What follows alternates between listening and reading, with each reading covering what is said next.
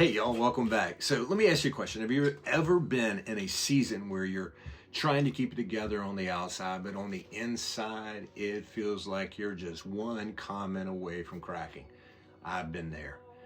That's Hannah. And when the Lord meets her, she doesn't just get relief, she gets her worship back. And that's what this prayer is. So today we're in 1 Samuel 2, 1 through 11, Hannah's prayer. And I just want to walk it verse by verse like we normally do because there is so much truth packed into these words. So let's look at verse 1. The Bible says, "My heart rejoices in the Lord. My horn is lifted up by the Lord. My mouth boasts over my enemies because I rejoice in your salvation." Hannah starts with the Lord, not with her circumstances. That preaches right there, doesn't it?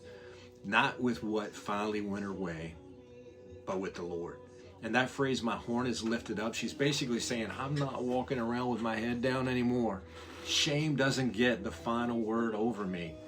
Then she says, "My mouth boasts over my enemies." That's not her being petty. That's her saying the thing that tried to crush me doesn't get to define me.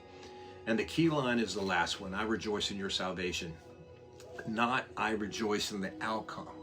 Salvation, rescue, God showing up. All right, so let's look at verse 2. "There is no one holy like the Lord. There is no one beside you, and there is no rock like our God." Hannah goes straight to who God is here. Holy, pure, right, steady. And she says, there is no one besides you. That's not just theology, that's trust. She's saying there's only one who can actually hold the weight of my life. And that rock language, man, that matters. A rock is what you stand on when everything else shifts under you. That's what she's saying God is. Verse 3, "Do not boast so proudly, or let arrogant words come out of your mouth. For the Lord is a God of knowledge, and actions are weighed by him."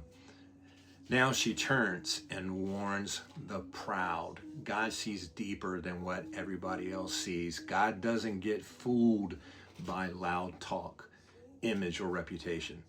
Actions are weighed by him. That line is both sobering and comforting. Sobering if we're hiding sin. Comforting if we've been wrong and we feel like nobody saw it. God sees. God knows. Verse 4, "The bows of the warriors are broken, but the feeble are clothed with strength." This is the way God works. He breaks what looks unbreakable. He humbles the strong, and he strengthens the weak. Not the ones acting tough, the ones who know they're weak and have nothing left but to look up. Verse 5, "Those who are full hire themselves out for food, but those who are starving hunger no more.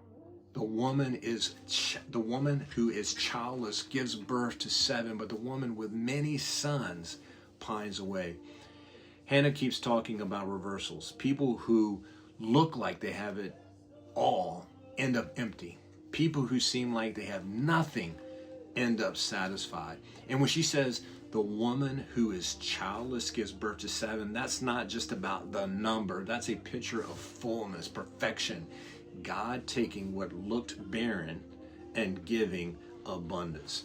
But then she flips it again. "The woman with sons, many sons, pines away." That's a warning right there. You can have what everybody praises and still be absolutely empty inside. Verse 6, "The Lord brings death and gives life. He sends some down to Sheol, and he raises others up." This verse reminds us God is God. Hannah isn't saying life is random. She's saying God rules over life and death. And if we're honest, that's where fear likes to live right there. But then she says, he raises others up. God brings life where people thought it was just over. All right, verse 7. "The Lord brings poverty and gives wealth. He humbles and he exalts." Hannah isn't preaching prosperity here.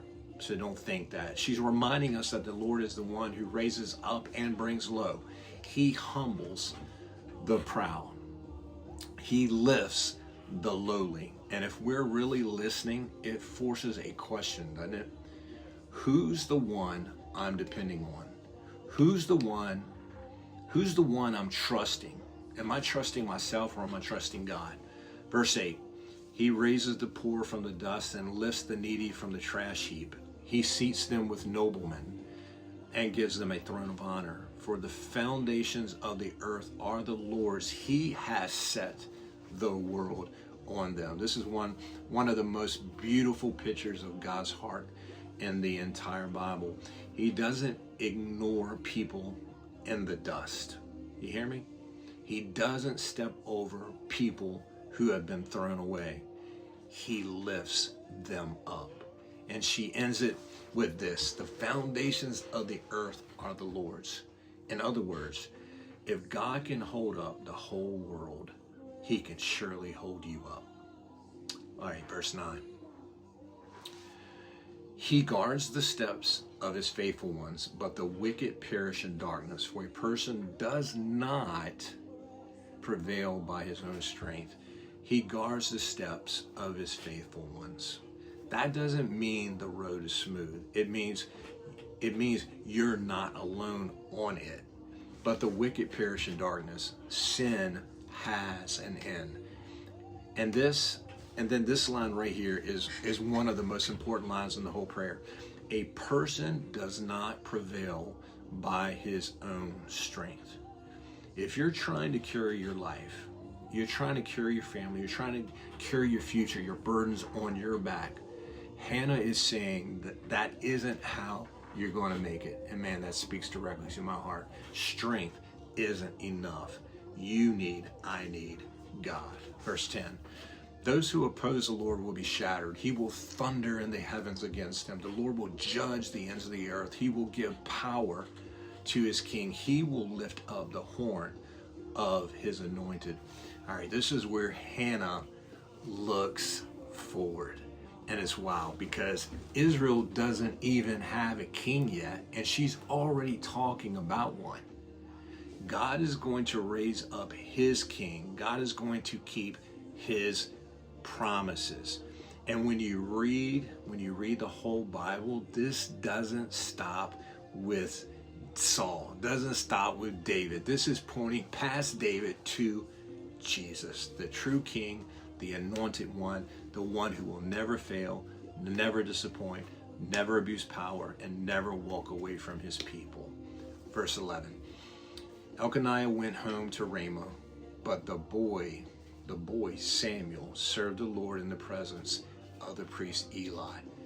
And it ends quiet. Everybody goes home, but Samuel stays. Hannah asked God for a son, and then she gave him back to the Lord. That's worship.